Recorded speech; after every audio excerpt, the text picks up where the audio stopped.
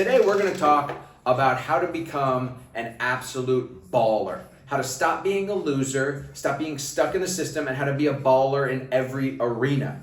First and foremost, you have to set a foundation, okay? So every single day, if you just wake up at the same time each day, have a nice little morning routine, we'll call it prayer, hydration, meditation, reading, go on a walk, and go to the gym. If you never miss that, I don't mean once in a while, but if you never miss that, you'll increase your confidence, better self-esteem, better mood, more energy, more mental clarity, and openness to learning. Your confidence will skyrocket and your life will take off. I'm talking 3 months, never missing each of your daily non-negotiables. Make 0 decisions each morning until you begin your day of work or emails or whatever it may be. Okay, a lot of people struggle with what path should I go down? They feel confused about which direction. They have a lot of fear and anxiety that they're projecting a future situation and why it may or may not work. That fear is limiting them from taking action in the present moment to the life that they could live. And so this foundation that I'm speaking of having daily non-negotiables will limit your inability to take action, right? Because you're taking action each and every morning, regardless of how you feel, regardless of if you're sick or if you're 100% healthy, regardless of if you're tired or not, regardless if some girl kept you up till 3 a.m. or you went to bed at 10 a.m. Does not matter. If you hit your daily non-negotiables, you will build supreme confidence and reduce that anxiety. And then you'll start to walk in faith rather than projecting in fear, okay? That's that foundation that all of you must start doing. Now, from there, so many of you are over-analyzing. You're so analytical about what to invest your money into or who to work with or what program to do or what skills to learn. Your knowledge is going to be very static if you don't start investing in yourself and jumping all in, okay? If you're worried about how a program is going to work or you're worried about if this is the right direction for you, you don't know until you try, okay? You need to reframe the way you think about trying something. Because the more failures that you have, the more likely it is that you will succeed. So if a stack of failures is going to predicate your success, you need to start trying and failing. Because you're going to learn more from your failures. You're going to learn more from your own experience. You're going to learn more from trying than from sitting there pondering and analyzing a program or a set of knowledge or a course. Okay? So jump all in. Right? And each of these, no matter what it is, a set of knowledge, a mentor, a program, of course, if you go all in, you will learn something. It is impossible not to. Okay? Stop thinking about what can I get from other people? What can I get from this course? What can I give? What can I get from this program? Start thinking, how much can I put in? What can I bring to the table? When I join a mentorship course, I'm thinking, how can I provide value to the person I paid? How can I provide value to the rest of the people in the group? How can I be a supreme representation for everybody else that I am the one that is all in? And when you become that person, then success becomes a lot easier, okay? Now, the next step is this. You need to have an open growth mind at all times. Do not tell anybody else how much you know. If you have a conversation with somebody who's extremely successful, don't tell them about anything that you know. In fact, the coolest people, the biggest ballers, those with the most ability to posture, okay? Posture is to play it cool. Even though you might know more than somebody else about a certain situation, if you never fucking tell them about how much you know, but instead ask them about what they know about the situation, you become the most interesting person. Okay? A great example is one of my friends who's a billionaire. The guy's 55 years old. He's worth $7 billion. Okay? When I meet up with him, he knows more than me in every pillar of life. But he still consistently asks me a ton of questions. Even if he knows more about stem cells and regenerative medicine than I do through his own experience, he's still going to ask me because he wants to know if I have new information, a new perspective. Right? So you have to be curious. You have to retain an open mind. Don't tell people how much you know, okay? So when you've set this foundation, these daily non-negotiables, you start to reframe the way that you think about jumping in and taking action, and then you change to an open growth mind. You're going to set a really nice foundation to start to move up, to have people want to be around you, okay? To attract a great partner, to have ballers want to be around you, to network with top people, to make a ton of money, okay? Now, the next thing that you need to work on is your ability to speak.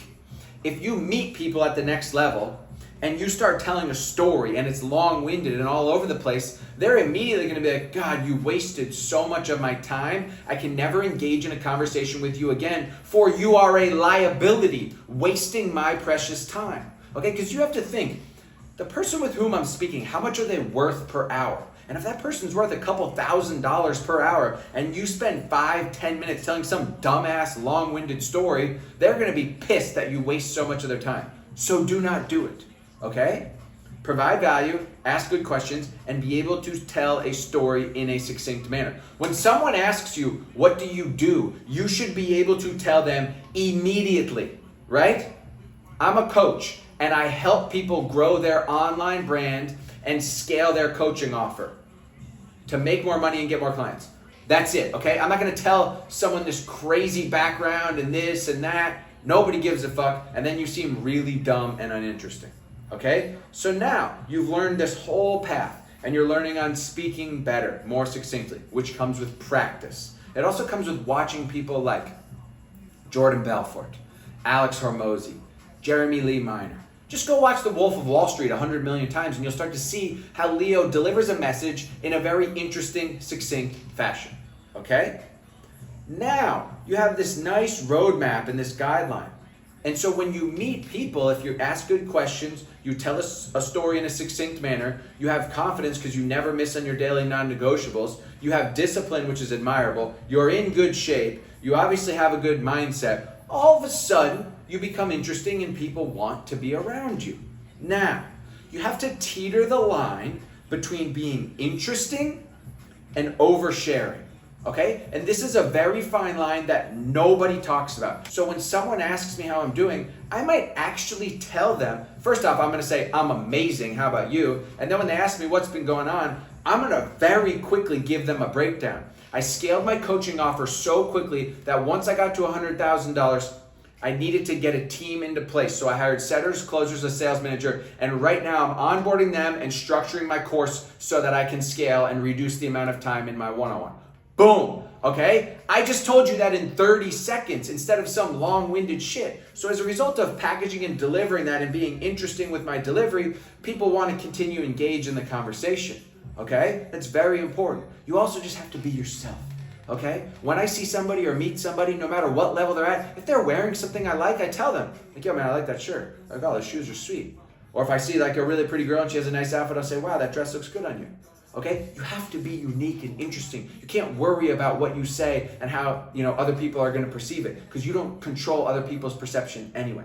Okay? This is just straight gold. For any of you watching this, I hope you've made it this far because this is just pure gold. Okay? Now,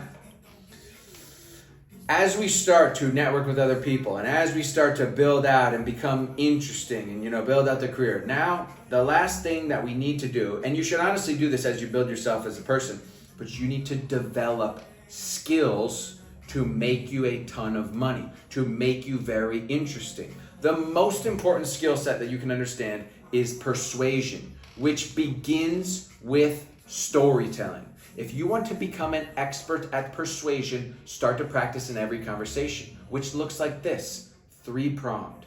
Become a therapist, somebody who consistently asks amazing questions, deep questions, and doesn't give somebody much information about themselves, rather reframes the conversation back to the other person, allowing them to talk about themselves. Classic 101, how to win friends and influence people. Shit! What are we doing in this goddamn country town anyway? Have you guys ever seen that one? It's so funny. The guy swallows a bug. He's like a reporter in the South and he just goes straight ghetto.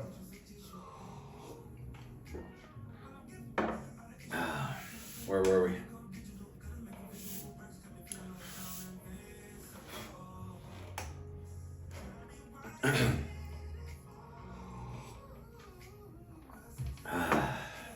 Once someone starts asking you questions in return and it's time for you to tell your story, you must be excellent at delivering the message succinctly, as we spoke about, and educating people.